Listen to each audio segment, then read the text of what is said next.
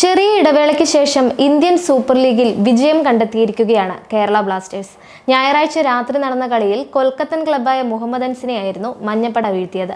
തുടർച്ചയായ 3 തോൽവികൾക്ക് ശേഷം 3-0 മഞ്ഞപ്പടയുടെ ജയം. അടുത്ത കളിക്ക് മുമ്പ് ടീമിന്റെ ആത്മവിശ്വാസം വർദ്ധിപ്പിക്കുന്ന ജയമാണിത്. മോശം പ്രകടനങ്ങളുടെ പശ്ചാത്തലത്തിൽ മിഖായേൽ സ്റ്റാറയെ പരിശീലക സ്ഥാനത്ത് നിന്ന് പുറത്താക്കിയ ശേഷം ബ്ലാസ്റ്റേഴ്സ് കളിച്ച ആദ്യ മത്സരമായിരുന്നു മുഹമ്മദൻസിനെതിരായത്. മലയാളി പരിശീലകൻ ടി.ജി. പുരുഷോത്തമനാണ് നിലവിൽ ടീമിന്റെ ഇടക്കാല പരിശീലകൻ.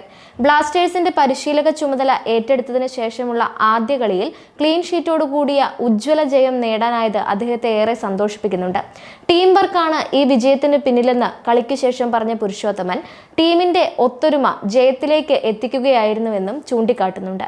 ഈ സീസണിൽ കേരള ബ്ലാസ്റ്റേഴ്സ് സെറ്റ് പീസുകൾ ഉപയോഗപ്പെടുത്തുന്നതിൽ വളരെ മോശമാണെന്ന് മുൻകാല മത്സരങ്ങൾ തെളിയിച്ചിരുന്നു. എന്നാൽ മുഹമ്മദൻസിനെതിരായ കളിയിൽ സെറ്റ് പീസുകളിൽ കൂടുതൽ മികവ് കാട്ടുന്ന കേരള ബ്ലാസ്റ്റേഴ്സിനെയാണ് കണ്ടത്.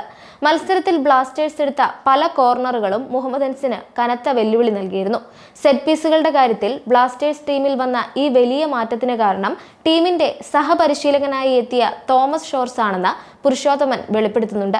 സെറ്റ് പീസുകൾ ഫലപ്രദമായി ഉപയോഗിക്കുന്നതിൽ ഷോർസ് വളരെ മിടുക്കനാണെന്നും താരങ്ങൾ അത് മികച്ച രീതിയിൽ ഉപയോഗിച്ചുവെന്നും ഈ മൊമെന്റം അടുത്ത കളിയിലേക്കും ഇങ്ങനെ തന്നെ കൊണ്ടുപോകേണ്ടതായുണ്ട് എന്നും 3 പോയിന്റുകൾ നേടിയെടുക്കാൻ സാധിക്കുമെന്ന് കരുതുന്നുവെന്നും പുരുഷോത്തമൻ മത്സരശേഷം പറയുന്നുണ്ട്. ഇതൊരു കൂട്ടായ പ്രവർത്തനമാണെന്നും എല്ലാവരും അവരുടെ ജോലികൾ ചെയ്തുവെന്നും പറഞ്ഞ അദ്ദേഹം ബ്ലാസ്റ്റേഴ്സ് ടീമിനെ പ്രശംസിക്കുകയും ചെയ്തു.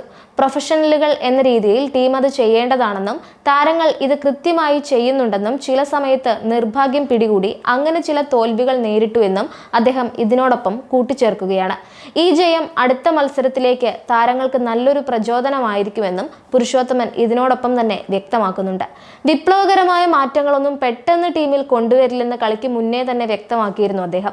ജയത്തിന് ശേഷവും ഇത് സൂചിപ്പിച്ചിട്ടുണ്ട്. ഏകാഗ്രതയും ഫോക്കസും മെച്ചപ്പെടുത്തി എന്നതൊഴിച്ചാൽ മറ്റ് വലിയ മാറ്റങ്ങളൊന്നും ബ്ലാസ്റ്റേഴ്സിൽ വന്നിട്ടില്ലെന്നാണ് അദ്ദേഹം ചൂണ്ടിക്കാട്ടിയത്. അവസാന കളിയിൽ നിന്ന് ബ്ലാസ്റ്റേഴ്സ് 3 മാറ്റങ്ങൾ സ്റ്റാർട്ടിംഗ് ലൈനപ്പിൽ വരുത്തിയിരുന്നു. റൂയിവ ഹോർമിപ്പാം, കോറോ സിംഗ്, ക്വാമെ പെപ്ര എന്നിവർ തിരിച്ചെത്തി. ജെസ്യൂസ് ജിമിനസ്, മുഹമ്മദ് സഫീഖ്, പ്രീതം കോട്ടാൽ എന്നിവർക്ക് പകരമാണ് 3 പേരും എത്തിയത്.